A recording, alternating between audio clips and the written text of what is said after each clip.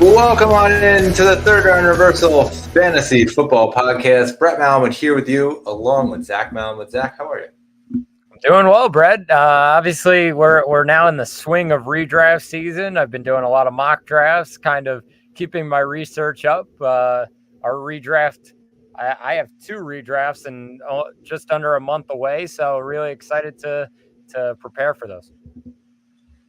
Yeah, really busy time right now, and obviously we're in the midst of training camp and preseason coming up this weekend, and so we got a lot of headlines that have come out in the last couple of weeks here, and obviously now getting to see some action on the field starting tonight through the weekend. We'll be able to start piecing together some depth charts. I know that the unofficial depth charts came out just a few days ago, and we always take those with a grain of salt. We remember last year when Bijan Robinson was listed as the fourth running back on the team. And, I just think you got to take those with a grain of salt. So whatever the case, we're on to week one of the preseason after we saw the Hall of Fame game last week. Chicago Bears don't play anybody. Houston Texans do the same. We saw Colin Johnson become a star on Hard Knocks just a few nights ago. And yeah, listen, I mean, right now I just think we have to talk about the 49ers because that to me is the big story that came out of the last week. We'll first start out with the running back room, and it's Christian McCaffrey. Right now, McCaffrey out a couple weeks, wasn't really going to play in the preseason anyway, but now he's definitely not going to play in the preseason.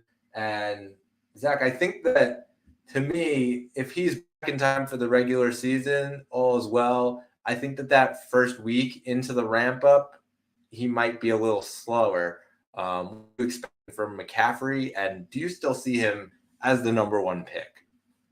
Yeah, Brett. I mean, we weren't going to see much of Christian McCaffrey really anyways, like you said, in preseason. So this is not something to really worry about in my mind. He's still Christian McCaffrey, and all he did last year, he's still the number one player in fantasy football. He should be the number one pick in drafts. And I think if you took like 100 drafts, there's probably like 98 where McCaffrey goes number one. And that's how it should be. I don't think there's really anybody on his level, even the guys just behind him. I think he's just in a world of his own, right at the top at number one. I wouldn't worry too much about this. Like I said, though, he wasn't going to play too much in preseason, and the Niners were not going to risk him. The fact that he is not playing, I actually think makes me feel a little bit better about it because he will probably be more protected. He'll be ready to go for the season and won't be worrying too much about an injury that may occur in preseason. Rather, coming back from an injury and resting up from that, I think that's really a better avenue overall for McCaffrey. Yeah, I agree with you. I think that as far as the redraft standpoint goes, like McCaffrey's still the guy for me.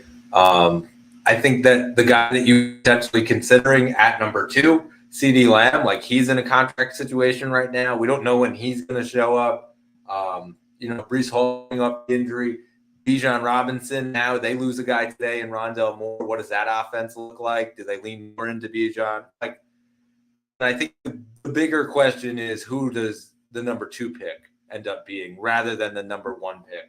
For me, it's still Christian McCaffrey. And listen, I picked number 2 in our redraft league in just a few weeks, and like McCaffrey goes number 2, I'll be like throwing a party at the draft. And so, I for some reason cannot see the number 1 pick being anyone other than Christian McCaffrey.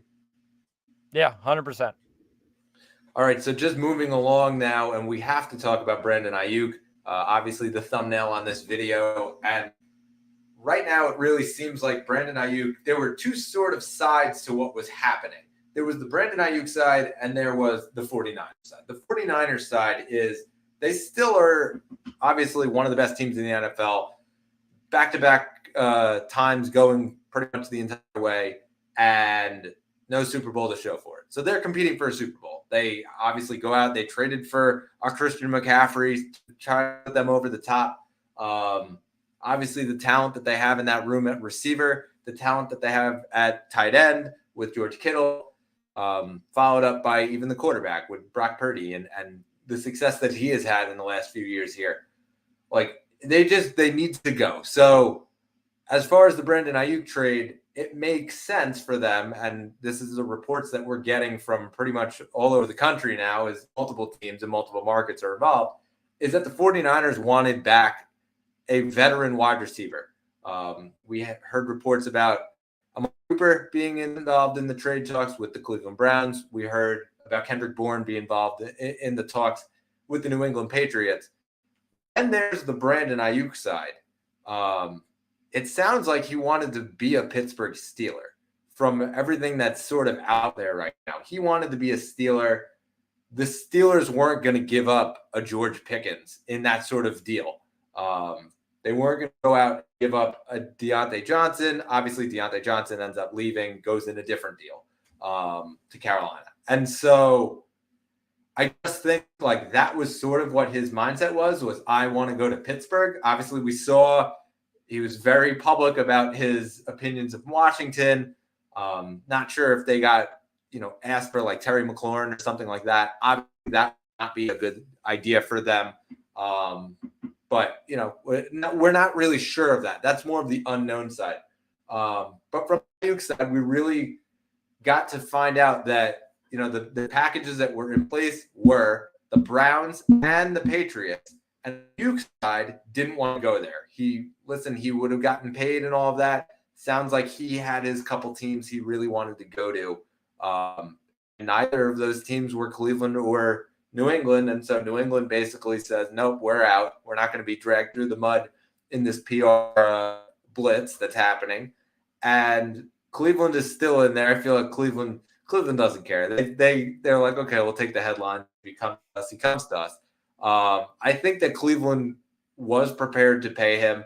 That deal is still apparently on the table. So, curious to see if anything happens there. But I think we're getting closer to a resolution on this. I just think, like, as far as the Ayuk thing, I don't know that Ayuk will be a member of the 49ers come the first week.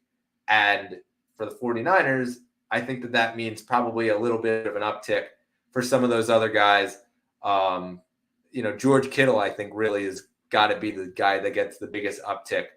You talk about Debo and dynasty-wise, I think that he's in a solid landing spot. I don't know that he has any more of an uptick in value. I think it sort of just stays about the same as where it was. Obviously, we talk about Ricky Pearsall and his ability to get open in open space and create space out of nothing and things like that. So I think that there will be a way that they utilize him. I'm not sure that he will get that right away, which is why I give the edge to Kittle up front. But listen, it's a fascinating story. I'm curious what your thoughts are, A, about the 49ers if Ayuk is traded, and then B, about these sort of landing spots. Yeah, I mean, I think the biggest thing for the Niners is if they're trading Ayuk, they want somebody back. They want one of those wide receivers, those main guys that, whether it's an Amari Cooper or you mentioned the name Terry McLaurin, like just somebody who can step in and be a number one for them.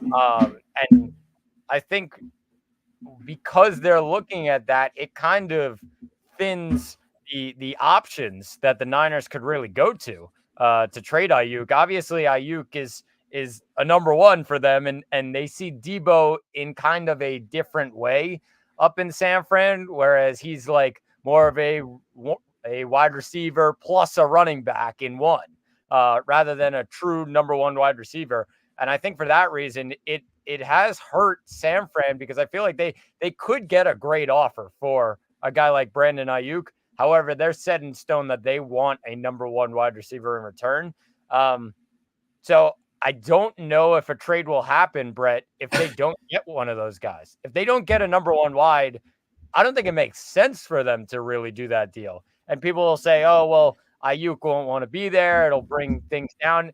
If they're not getting the right offer, they are not giving up Brandon Ayuk. It's as simple as that. NFL teams just don't do that. If they are fully trading a guy, they need to get the right offer for them. And as a win now team, they're going to need a wide receiver. They don't really care too much about, let's get a draft pick in this year. And that's not important to them. They want the number one guy to help them win a Super Bowl because that's the ultimate goal. I think for the Niners, it comes down to that. So if they get a number one wide, then obviously that wide receiver becomes the top target. We talked about Amari Cooper in some deals, Brett, and I think that's a perfect replacement for a guy like Brandon Ayuk. So, I mean, we'll see how that goes. The question then becomes, all right, well, where is Ayuk going to want to go? You said Pittsburgh is probably the top option in his mind. I don't think they're getting anything back from Pittsburgh in terms of a wide receiver, a top caliber wide receiver. It's not going to be George Pickens. And for that reason, that makes that deal very iffy. And I would say now looking at it, I don't know where Brandon Ayuk will end up. I think he'll have to, in the end, make a decision because he doesn't want to be in San Francisco. We know that. He has to make a decision on if he's going to go to a place like Cleveland, where he may not want to go right now, but he, number one, is going to get paid, and number two, is also going to be the number one wide receiver there. So in the end, it will work out for him. Will he win a championship? Probably not. But I don't know if any of those options allow him to win a championship besides the 49ers, Brett. So I think he's going to have to decide between that. And it's a really interesting topic right now on August 8th that we're talking about it, just a month before the season. But it looks like that he's going to be gone before the start of the season somehow, Brett. Yeah, and I just think we don't know if he doesn't be in San Francisco because we don't know if the 49ers basically said, no, we're not paying you that money that you want. And so, if the 49ers turned around and said, we'll give you that money, like maybe he ends up staying. And I think that would be a different story. So I just think like as far as the value goes, and yeah, I failed to mention like if they do get a veteran receiver in, depends on who the receiver is. Like if they had gotten Kendrick Bourne in, then all the values that I said before, like that obviously still holds true. And I really don't hold Kendrick Bourne that highly as far as if he was a member of the 49ers. But I think like if it's Amari Cooper, for example, his value is probably still the same. I still think I would give a little bit of an uptick to Kittle. But yeah, I think it's sort of interesting. It really just comes down to who would come back and if anybody would come back. Obviously, nobody comes back and they just get picks or something like that. And they say, okay, well, we're just done with him. Like, it obviously changes. But I think that the 49ers would rather keep Ayuk, even if he's unhappy, like he's going to play. He's not going to sit out. This isn't Le'Veon Bell, and we've sort of gone past that era in the NFL where they actually will sit out of games. I don't foresee CeeDee Lamb just like sitting out the entire year. I don't think that'll happen. We saw it happen for a couple weeks with Jonathan Taylor. It took a couple weeks for the ramp up, whatever. We might see that. But I just think like the amount of fines that are subject to with the guys since the Le'Veon Bell situation, I don't think that any of those guys are going to sit out. So I anticipate Ayuk does get traded. I don't know where it'll be. I think they'll just kind of bite the bullet and take the best available offer. But I think that Ayuk's camp is trying to say, well, we hold all the cards because we're not signing an extension with X, Y, or Z team. We're only signing it with this team. And so, yeah, it's a murky situation. Something will come about in the next couple of weeks. We do have some time. It is August 8th, and we still have a month till the season. But, yeah, I just thought it was really important for us to discuss it. Obviously, a ton of fantasy implications, the Niners just as a team, and then all the players that it would involve on the side. And so it was definitely worth it. Zach, today's episode, though, is all about redraft tips. We finished our division previews. Make sure you subscribe to us on YouTube and wherever you get your podcast. Give us a thumbs up. Go check out some of those episodes where we took a look at each division and some of the pieces we actually just went over the 49ers and the NFC West just last episode. And so also go check out our draft Dynasty Draft Superflex recap, where we sort of went through all the rounds of our actual draft. We'll be doing it again in the redraft setting in just a few weeks after our redraft. But this episode really is more about giving the viewers, more so of a guideline of here's how we would draft, sort of our strategies. And we have 3 of them each. We did this last year. We'll kind of go back and forth on it, discuss each other's strategies, discuss each other's tips. So Zach, let's hear your first tip.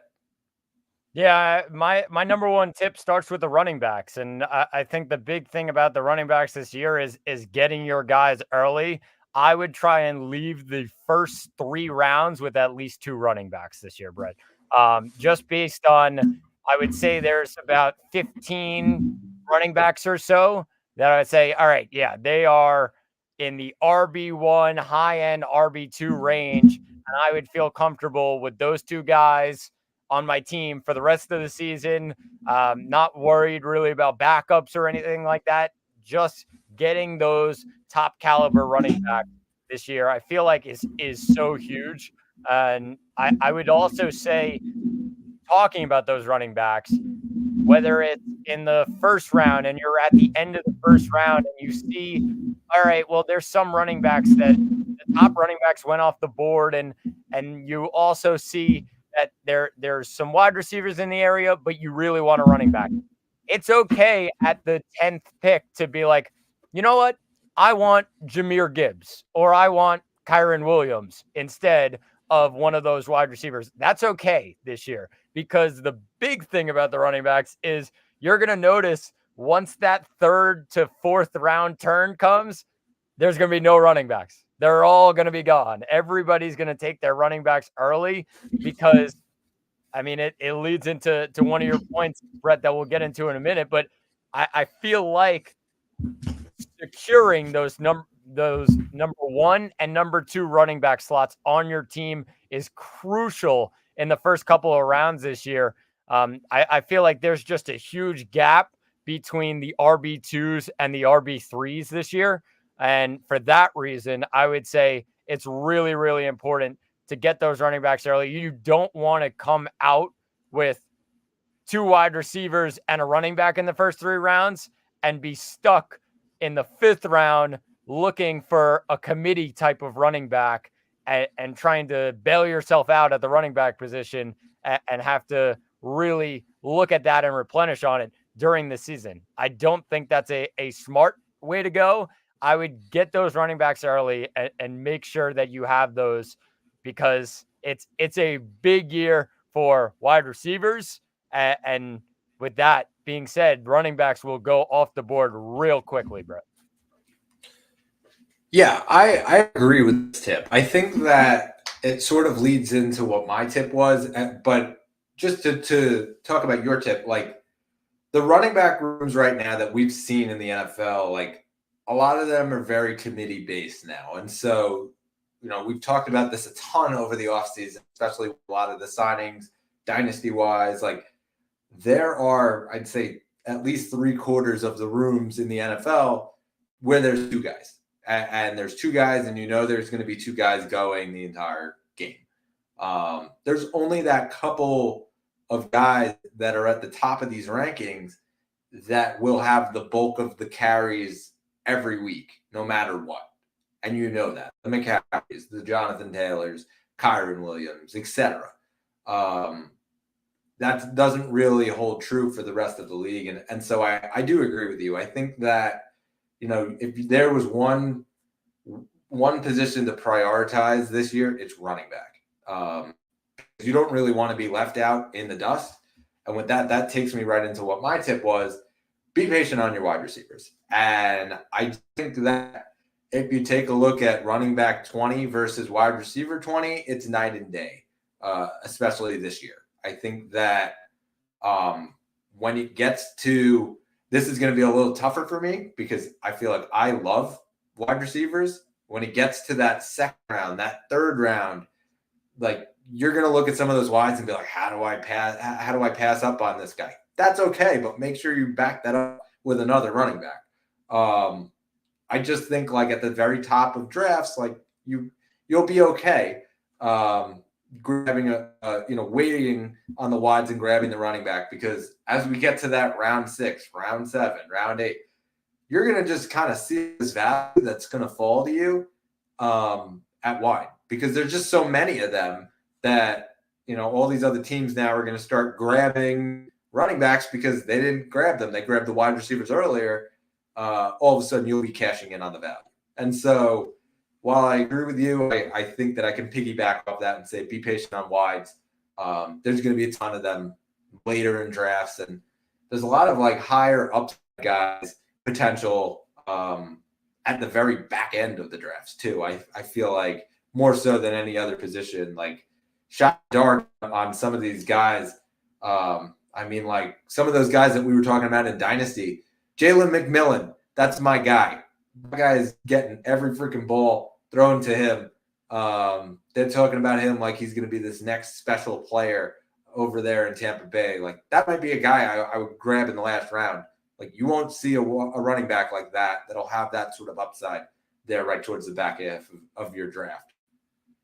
Yeah, 100%. And I feel like the difference is shown in a lot of rankings and stuff, Brett, between running backs and wide receivers. If you're looking at even like the 30s and wide receiver 30, that's still like in the middle of the 6th round, Brett.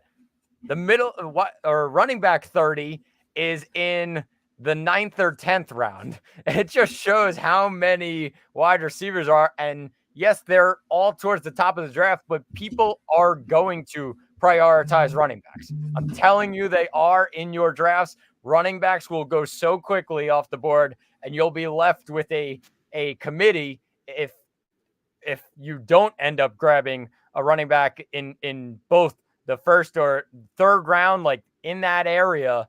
You're going to be left with one of those committees that you have a real question mark on who the guy is going to be. But just quickly on that, Brett, I'm also looking at the top of the draft where there's always the question mark right now of who's going to go 1, 2, 3, 4.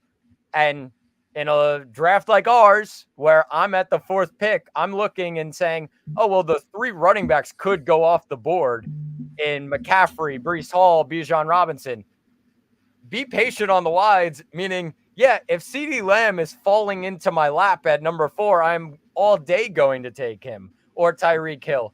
And for that reason, then it sets you up in the next 2 rounds where, all right, then you settle your running back position and you're able to get those. I wouldn't, if you're at 6th or 7th overall, the clear picks there are guys like Jamar Chase, Justin Jefferson, Amon-Ra St. Brown.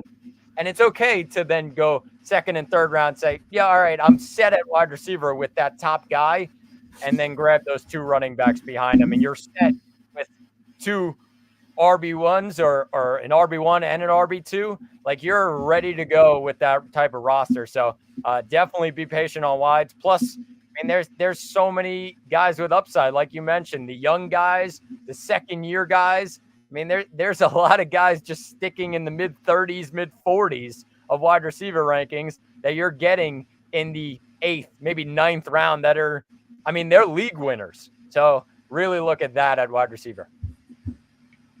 Yeah, I just think I totally agree with you. And I think like when you get to that 2nd round, beginning of the 2nd round, there will be a running back sitting there waiting for you if you grab a wide at the back half.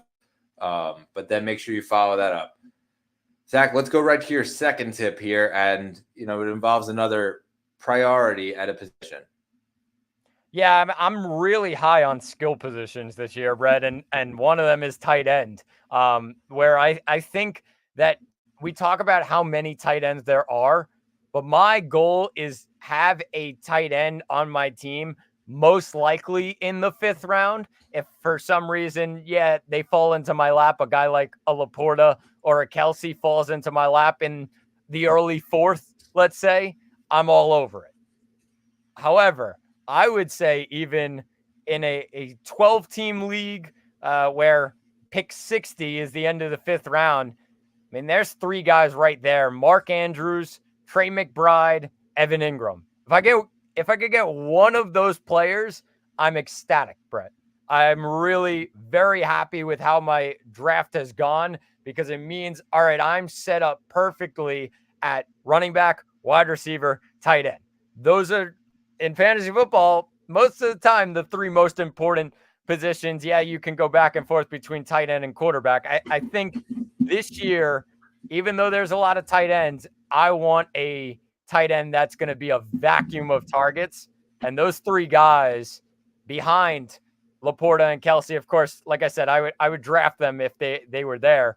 But Andrews, McBride, and Ingram are just vacuums when it comes to targets. They're going to get a ton this year, whether they're the number one or number two option in their offense. I think for that reason, getting one of those top five guys is crucial this year because you kind of put yourself on a level below at tight end.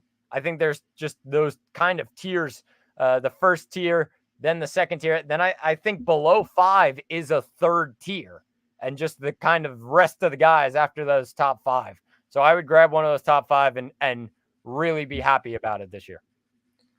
Yeah, I agree with that too. I think like for me, I will be one of those who's grabbing one of the top five. And it really comes down to sort of the same name of the game that I always play with quarterback. And I'll get to the quarterbacks in a second for my next tip. But you want to have one of those top guys because just of the point advantage. And last year, we sort of saw this tight end renaissance where those couple guys that are in the top five, like they're getting way more points than the rest. And it really comes down to target share, the amount of balls that are thrown in their direction. And so for me, I agree with you on that. I think like to have the advantage at as many positions as you possibly can is going to make your team obviously ultimately the best it can be.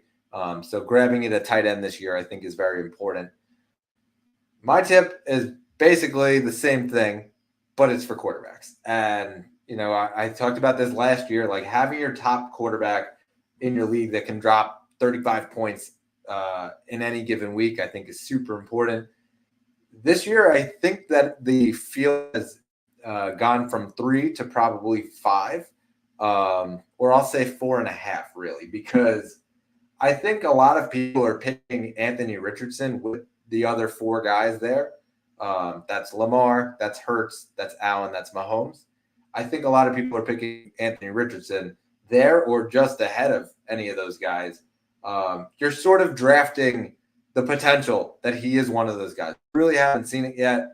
An Anthony Richardson dynasty owner here and excited to see the potential finally come forward. But, you know, I would say that the other 4 guys probably are the better option. I can understand where people are trying to get excited about it. And if he falls to you, then that's a great stop. But, you know, I'd certainly put him over a guy like a Stroud, like a and those guys are great too. I just think like if you can get one of those top tier quarterbacks, like you can go all the way in your league, and it's way easier to make trades when you're trading for some of those other positions than it is the quarterback. Even one quarterback leagues, I feel like quarterback trades are sort of weird and unspoken a lot of time. A lot of times teams don't want to get their quarterbacks, especially if they only have one of them. And so if you can grab them in the draft, like grab them, and you know you'll see me obviously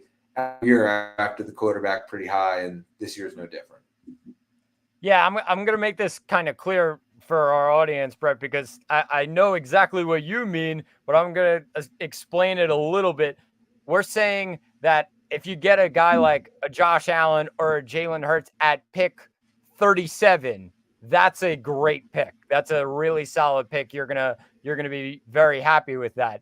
There are some people who love their quarterback so much and say, "Oh, I'm gonna go draft Josh Allen at the late second round at pick 19." We are not saying to do that when we say go get your guy. We're saying when the time comes and you have some skill position players to start off your draft and you're sitting there, maybe it's early 4th round at pick 32, you say, all right, maybe I can grab Josh Allen here and just get the quarterback train rolling in my draft. That's okay. but don't reach on a quarterback. Make sure you get your skill position players first. I agree with you that the top guys win championships. I'm somebody that this year is going to just see where the board falls. And if a quarterback drops really far to me, I'm going to say, all right, I'll draft him.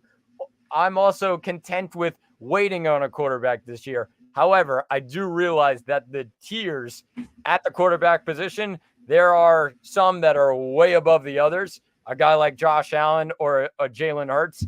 And it is important if you really want to beat somebody out of position to have one of those guys on your roster. Yeah, just think like it's kind of going to be weird for me because just where I am in the draft, like I'm picking second, which means that I'll be in the back half of I'll be the second last pick in the second round. And I'm the second pick in the third round. That's a long wait before the fourth round. And that's usually where I take my quarterback because of that wait. I don't know that I'm for sure taking a quarterback there this year. I think again, I don't think 4 or 5 quarterbacks will be taken before the next time I'm up. So, I'm a little cautious. I might go another position and then just sit on my hands and go take a walk, do some deep breathing exercises and hope and pray that there is that quarterback sitting there waiting for me when I get to number 4, when I get to the back half of the fourth round, that guy is still there if he didn't go yet already. I have a couple guys in mind.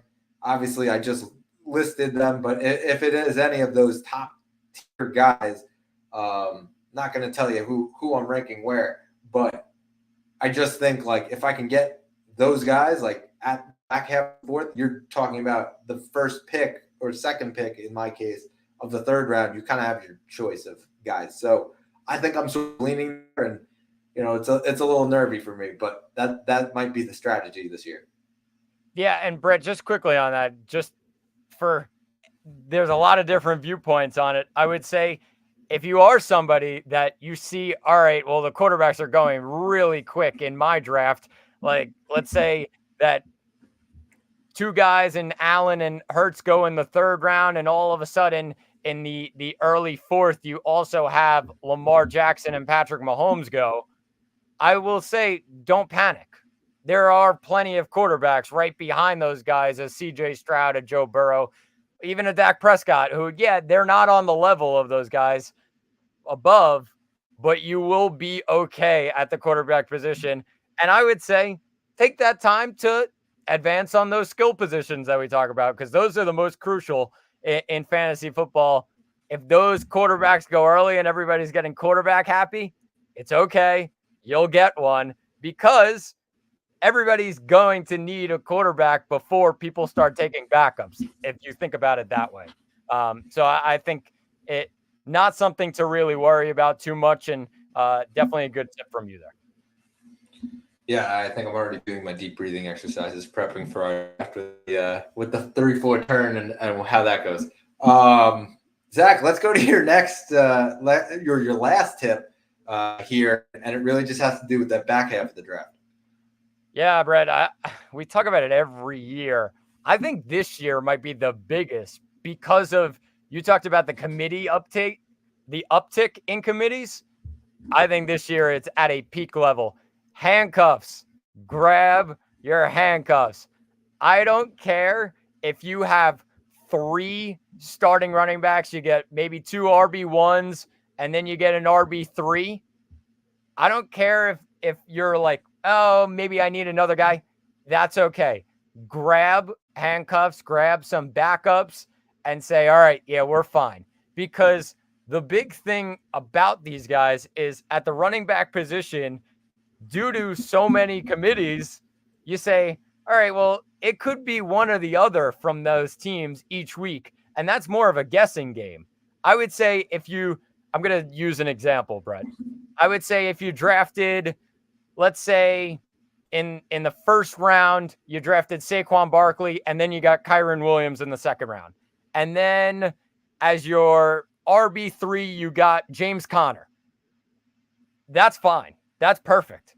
And I would say from there, you say, all right, grab some handcuffs, a guy like a I'm trying to think of names off the top of my head, but a Tyler Algier, a Ty Chandler, a Blake Corum has become a big name. I mean, just go down the list of handcuffs and possible guys. A Trey Benson, for example, some of those guys that you're saying, all right, maybe people won't be as interested in them, but if one guy goes down, all of a sudden that guy turns into a solid RB2. I think that's where a lot of value comes from this year, Brett. And we look at those committees and you say, oh, well, I could pick and choose between Tajay Spears and Tony Pollard. Don't put yourself in that situation. Grab those handcuffs and make sure that your guys are safe, especially. I mean, I'm a Bijan Robinson owner in Dynasty. Tyler Algier has been on my team for over a year already. I'm already set that just in case something happens, he's right there for it.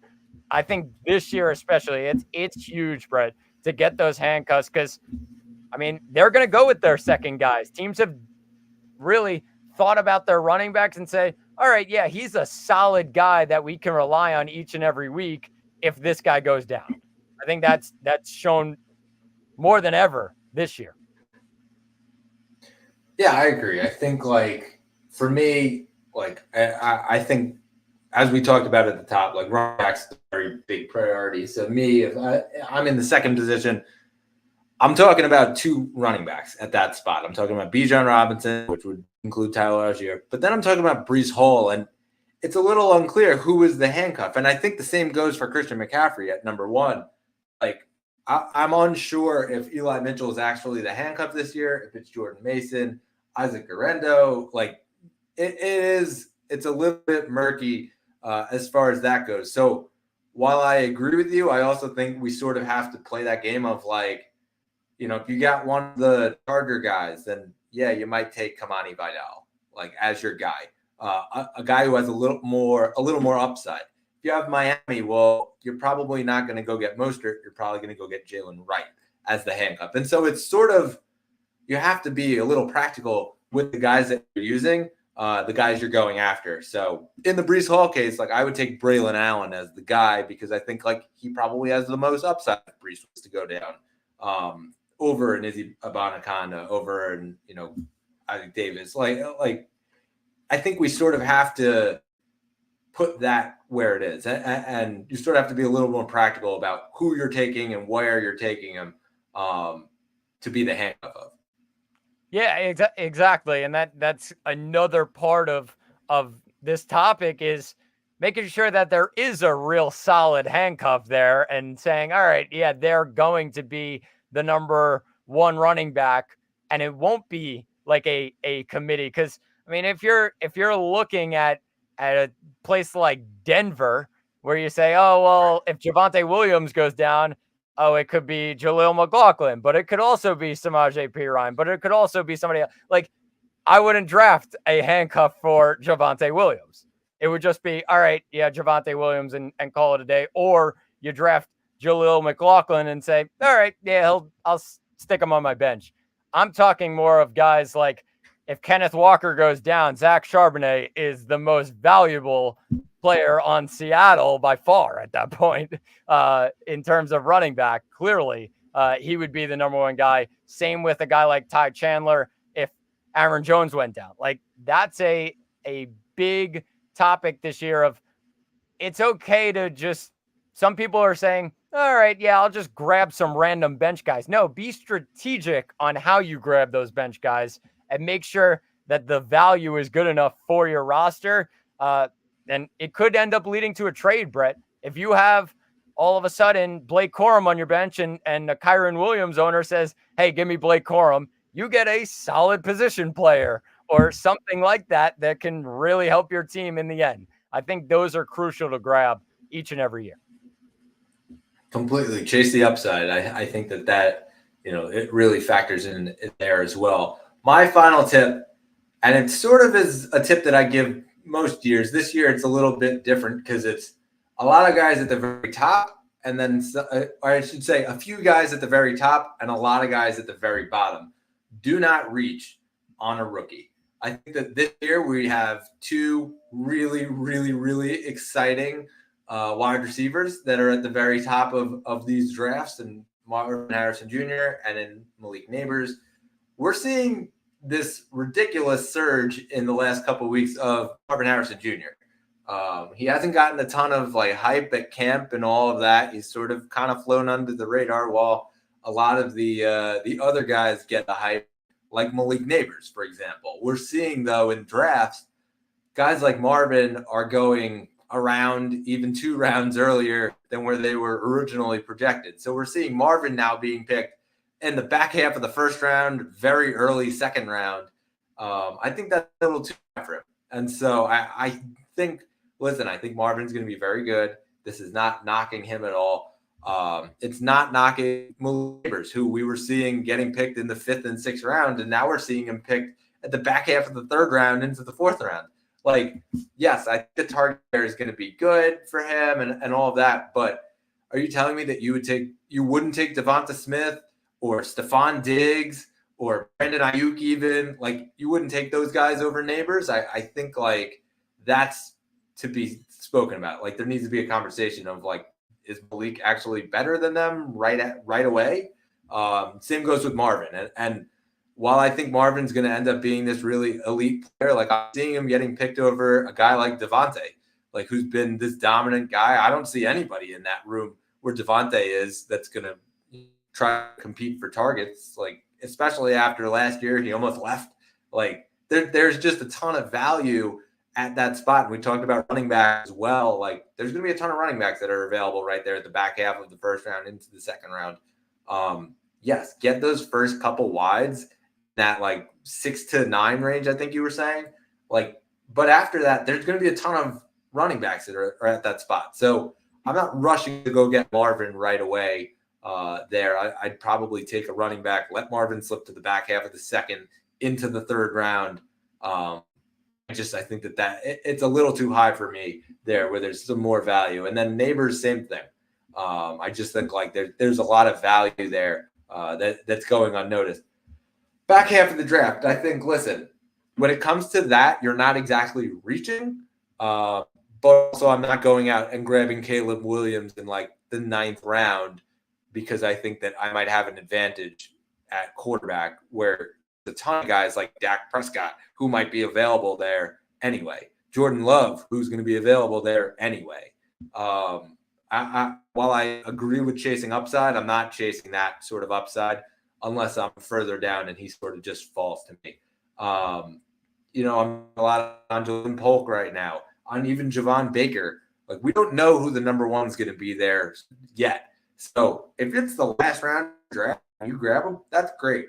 I'm not going and spending an 8th round pick, a 9th round pick on some of these guys that are just getting training hype. And we haven't seen it on a real field against another team going at 100%. Like, we haven't seen that yet. And so, yes, that couple of last rounds, I would say you're taking those upside flyers, which is where you'll see Polk, Baker, McMillan, Theo Johnson, my guy. That's sort of where you're chasing those guys, but you're not going to reach on them. I see that happen year in and year out, where guys just go really, really early and it ends up crippling their entire draft. Yeah, I mean, I have 2 different examples on this, Brett, where I think it'll definitely add to what you said. And one of them is Jonathan Brooks, who we talked so much about this offseason because of the injury coming off the torn ACL and just the hype that he has gotten, that he's going to be the number 1 guy in Carolina. It's automatic. He's going to be great. He's going to be ready to go this season. And then we got the news, of course, I think it was this past week, that he's not going to play till week 4. And that's just the beginning. It may not be week 4. It may be week 7, for all we know, because they're not going to rush him back. If all of a sudden they start the season at 1-4, they're not going to rush their new shiny piece, Jonathan Brooks, back into the lineup if they're losing. I think looking at that, it tells you, yeah, there's some other running backs in the area, some more experienced guys. One that you love, David Montgomery. If you're taking David Montgomery over Jonathan Brooks, that's a great pick because David Montgomery is going to get the touchdowns, and Jonathan Brooks, you have no clue when he will be back in the lineup. So that's one example. The second one, Brett, that I've seen so much hype on this guy, and I believe it. If he falls into my lap, why not? I'll take a shot on him. Is Rome Odunze, Brett, because now in redraft, everybody says, "Oh well, Caleb Williams, he loves Rome Odunze. He's gonna get him the ball a lot." And sure enough, Rome Odunze, very talented player, but everybody knows that in Chicago this year, it's going to go DJ Moore, then it's going to go Keenan Allen, and then it's going to be Rome Odunze. And if you're drafting Rome Odunze in, let's say, the 7th round, right around the mark that Keenan Allen's going, that is a reach because there's other guys there. I mean, I'm even looking, there's wide receiver ones there, Brett, on their teams, Christian Kirk, Deontay Johnson, Rashee Rice. And you're going to take a shot on Rome Odunze, who the only way he would really have that solid fantasy value and be a starter in your lineup is if one of those guys went down, a DJ Moore or a Keenan Allen. So that's the kind of example I look at as people love Rome Odunze. But yeah, if you're getting Rome Odunze in the 9th or 10th round, that's a great pick, in my opinion. Not in the 7th, not in the 6th. That makes no sense. Even though he's got the talent, I don't think this year, barring an injury from one of the other guys, like I said, he'll have that peak fantasy value that people are looking for. Yeah, shout out to our friend Josh, who likes to do that every year in our leagues. And so, I just think I will never understand getting so excited about the rookie hype or the opposite, where the rookies drop like crazy. I would say that's just sort of an add-on that I have to this is sometimes you got to just sift through the stuff and figure out what's real, what matters, what's not real, and what doesn't matter. Like, I always go back to the same example. I got Jamar Chase in the 5th round because he was dropping the ball. He had control issues and he couldn't catch it. And he was having drops in practice. Like, that put me in the finals that year because it was like, okay, well, I was pretty stacked. And then I had Chase, and Chase was like my 3rd guy that year. That's the sort of example where it's like, okay, well, if the rookie falls to you and it's not a reach, then it might be a good opportunity. So like Malik Neighbors, for example, like we'll see what happens over the next couple of weeks. But if his value drops back down and he's getting picked in even the back half of the 5th round, like that's good value for him. And it's better than him going in like the 3rd round. And so it just makes sense for all of that to happen. And yeah, I just think like don't reach on a rookie. It never works out. It always ends up where you crippled your whole draft. We watched it last year with Anthony Richardson. And obviously he went down, he got hurt, ruined the entire season for that team. Shout out to Josh again, who picked him. And it did because, he didn't have a quarterback. No guys were out there on waivers. And then you're relying on like Derek Carr to save your season. And that doesn't always work out. Yeah, 100%. And it really just shows you like you said it never works out. It doesn't. It does not ever work out if you're reaching on a rookie. There's some guys where you take them at value, and that should be most guys in terms of rookies, or one of them falls into your lap, like we talked about, those later guys at the wide receiver position. I mean, that's a great pick, but don't reach on Marvin Harrison mid-2nd round because, he's got the name Marvin Harrison Jr. Like that makes 0 sense because then you're passing up a guy like a Garrett Wilson or even a Devontae, like you said, who are going to have top 10 fantasy numbers no matter what this season. All right, Zach. So that's going to do it for this episode. Our next episode, we are going to discuss some sleepers. And I think that it's, sort of the name of the game here. I think that we might be talking about a lot of wide receivers. I sort of foresee that on how we just laid out some of the ones that we just did, some of these tips here. Just for you, what do you think the biggest thing when it comes to sleepers is? Don't reach on a sleeper. I think that's the big thing in terms of if you're seeing a sleeper, they're a sleeper for a reason. Like they're under the radar, and it should be that not many people are keeping an eye on them. So let me come up with an example here. Let me try and find one. A Christian Watson, Brett. That I feel like that's a good one. Maybe a guy that we could talk about next week. But he's number 41 right now in terms of wide receivers, going around the mid 9th round. You do not want to draft Christian Watson in the early 7th round because all of a sudden, he's a sleeper and you're reaching for him. No, let him fall to you. He'll be there because that's why he's ranked that low. There's a lot of people that see a sleeper and they get excited and they go after him.